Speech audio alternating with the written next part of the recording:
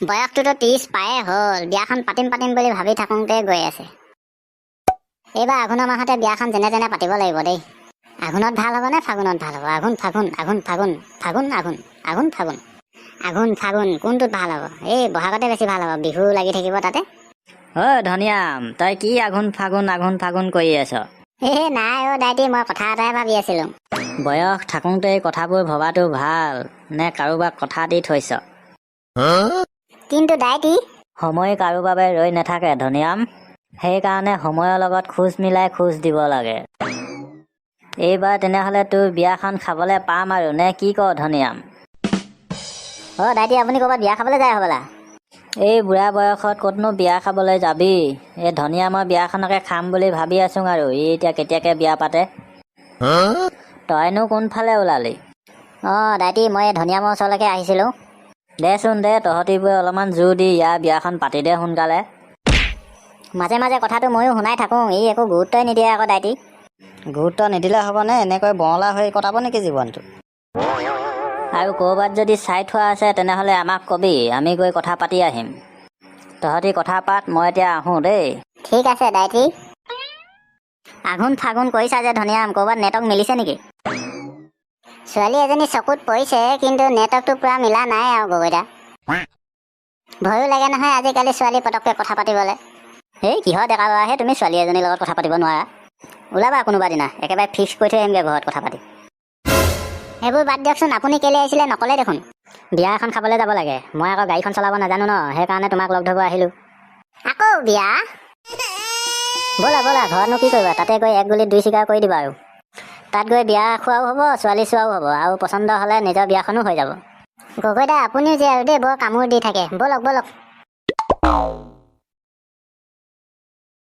আজি ধনিয়ামক কৈছোঁ বিয়া ঘৰতে ছোৱালী এজনী চাই ল'বৰ কাৰণে, আৰু পচন্দ হ'লে আমাক কৈ দিলে হ'ল আৰু আমি গৈ কথা পাতি দিম আৰু।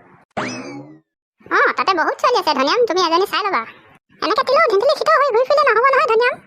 নবৌ, এবাৰ কথাটো ভাবিছোঁ, কিন্তু ছোৱালী পাব লাগিব নহয়। তুমি ছোৱালী চাবই নাজানা আকৌ, সেইকাৰণে নোপোৱা। সি অথনি কৈছে ইয়াৰ বোলে ক'ৰবাত এজনী অলপ পচন্দ হৈছে, কিন্তু ছোৱালীজনীৰ লগত কথা পাতিবলৈ ভয় কৰিছে বোলে। ভয় কৰিলে কি ডাল হ'ব? ছোৱালী মানুহে এনেও আগতীয়াকৈ নকয় আহি, ল'ৰা মানুহে ক'বগৈ লাগিবগৈ। ছোৱালীজনীৰ লগত কথা পাতি কমগৈ জানিবা, কিন্তু পচন্দ নহয় বুলি কৈ দিলে মানে মোৰ মনটো এনেই বেয়া লাগিব নহয়, সেইকাৰণে যাবলৈ ভয় লাগে আকৌ। ল'ৰাটো আজি তই তাত পচন্দ হ'লে মানে দেখাই দিবি, মই কৈ দিমগৈ দেই। হ'ব বাৰু নবৌ। পেহী, তোক আজি ইমান ধুনীয়া লাগিছে। সঁচাকৈ ধুনীয়া লাগিছে নেকি? পেহী, তোক আজি বিউটিফুল লাগিছে একদম। ডাঙৰ হ'লে তোমালোককো ধুনীয়া লাগিব। মইচোন ডাঙৰ হ'লোঙে, কোনো যে ধুনীয়া বুলি নকয়, চবে কলিমে বুলিহে কয়।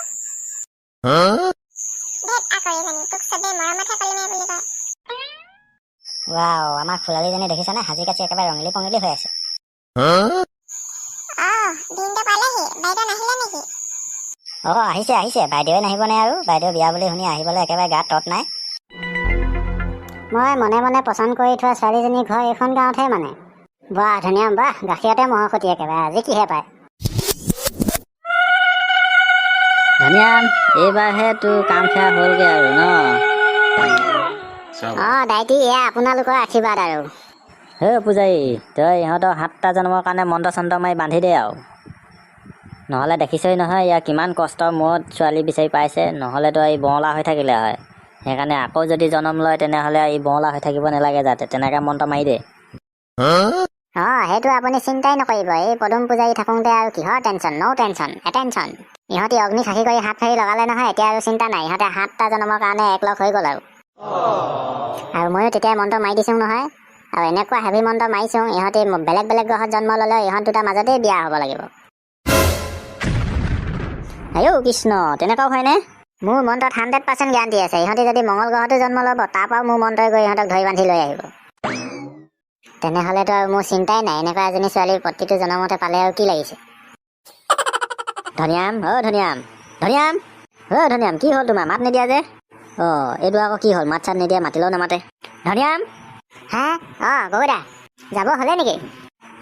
তুমি কি মানুহ ইমানকৈ মাতি আছোঁ, মাত নিদিয়া, আকৌ এতিয়া কৈছা যাব হ'লে নেকি? নাই, মোৰ একো হোৱা নাই, মই ঠিকে আছোঁ। যাব হ'ল যদি কওক আৰু যাওঁ। যাবলৈ নাই হোৱা, এতিয়াও বহুত বাকী আছে। এতিয়া ভিতৰলৈ যাওঁ ব'লা। ব'লক। মই এতিয়া যাওঁ ভিতৰত গৈ দগৰি কেনে খানাটো খাই লওঁগৈ। আপোনালোকে ভিডিঅ'টো চাই কেনেকুৱা পালে, যদি ভাল পালে তেনেহ'লে লাইক কৰিব আৰু চেনেলটো নতুনকৈ আহিলে ছাবস্ক্ৰাইব কৰি ল'ব প্লিজ।